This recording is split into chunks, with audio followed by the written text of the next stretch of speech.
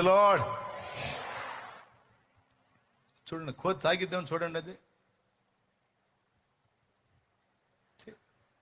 ఏం చేసింది చూడండి, అదిగో చూడండి. దానికి తెలుసు ఏది తాగదగ్గదో ఏది తాగకూడదో. కోతి మళ్ళీ అది చూడండి, పగలగొట్టింది చూడండి, పగిలిపోయింది చూడండి. దానికోసం అలా జీవితాన్ని అంకితం చేసుకుంటున్న మనిషి గతి ఏంటి? జంతువు కంటే హీనమైపోయినట్టేగా ఆ మత్తుకు బానిస అయిపోయిన బ్రతుకు. చూడండి, కోతిని చూడండి.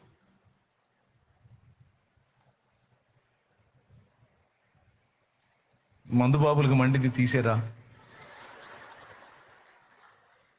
కోతుల కంటే హీనంగా, కుక్కలు పందుల కంటే హీనంగా మాట్లాడుతున్నాడు రా చాలేమన్నా.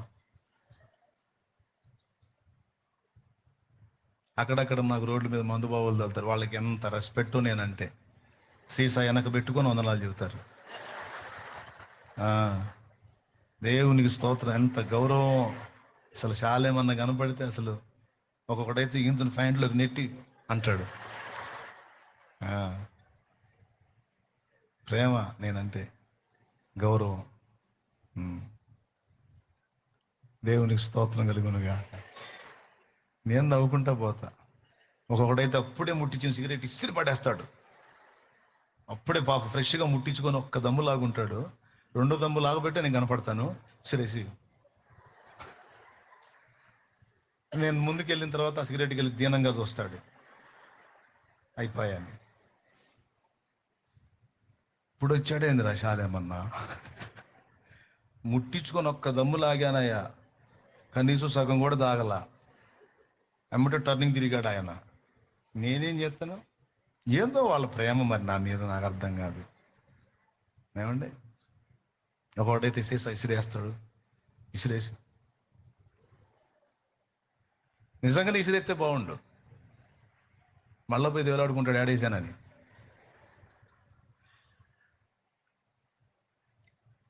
పిల్లరా, దేనికోసం నువ్వు దేవుణ్ణి పక్కన పెట్టావు? వ్యసనం కోసమా? వ్యక్తి కోసమా? కులం కోసమా? మతం కోసమా? లోక భోగాల కోసమా? లంచాల కోసమా? మోసాలు చేయాల్సి వస్తుందని దానికోసం, దేనికోసం పక్కన పెట్టావు? యేసు ప్రభుని విసర్జించడం, యేసు ప్రభుని ప్రక్కన పెట్టడం ఎంత డేంజరో తెలుసా నీకు? తెలియనోడికి కేసు లేదు, తెలిసిన నీకు ఫుల్ కేసు. చాలా పెద్ద కేసు నీది. రేపు డేంజర్ అవుతుంది నీకు అర్థం కావట్లా.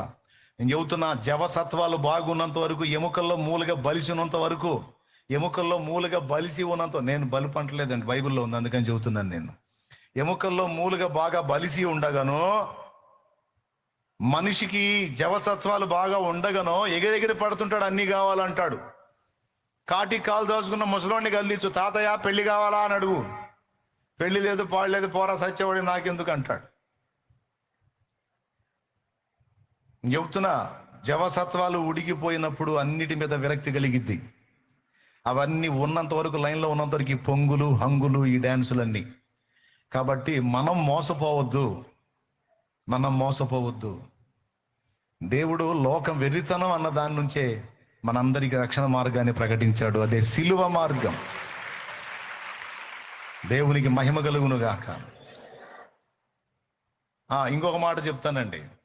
అప్పుడెప్పుడో 2000 సంవత్సరాల క్రితం ఆయన సిలువలో ప్రాణం పెడితే ఇప్పుడు మన పాపాలు పోతాయా అని అడిగే వాళ్ళు ఉన్నారు. అప్పుడెప్పుడో 2000 సంవత్సరాల క్రితం ఆయన సిలువలో ప్రాణం పెడితే ఇప్పుడు ఆయన నమ్ముకుంటే పాపాలు తీసేస్తాడని చెబుతున్నారు. మీరు ఎట్లా సాధ్యం అనంటే దానికి నా సమాధానం ఏంటంటే, బిడ్డని కాలేజీలోకి జాయిన్ చేసేటప్పుడు హాస్టల్ బిల్లు, క్యాంటీన్ బిల్లు వాడు చదివినంత కాలం ముందే కట్టేస్తే వాళ్ళు తీసుకుంటారా? తీసుకొని ఇక సంవత్సరం అంతా కూడా వాడు తిన్నంత వరకు, వాడు అనుభవించినంత వరకు వాడిని అడగరు. ఇది ముందే చెల్లించవచ్చా లేదా? వెల పెద్దగా చెప్పండి. కొంతమందికి ముగించిన తర్వాత చెల్లించవచ్చు, కొంతమందికి ముందే చెల్లించవచ్చు. యేసు ప్రభు సిలువలో జరిగించినటువంటి ఆ యజ్ఞం ఎలాంటిదంటే, అప్పటి వరకు ఉండి జీవితాన్ని ముగించిన వాళ్ళకేమో తిన్న తర్వాత బిల్లు కట్టినట్టు, అప్పటి నుంచి ఇప్పటిదాకా రాబోతున్న వాళ్ళ కోసం చెల్లించిందేమో ముందే బిల్లు కట్టినట్టు. ఎందుకు వర్తించదు? ముందైతేనేమి, అయిపోయిన తర్వాత అయితేనే వెల చెల్లిందా లేదా, పాపానికి ప్రాయశ్చిత్తం జరిగిందా లేదా, అది కూడా ఎవరు వచ్చి చేశాడు? సృష్టికర్త అయిన దేవుడే వచ్చి భూమి మీద ఆ కార్యక్రమాన్ని నెరవేర్చాడు.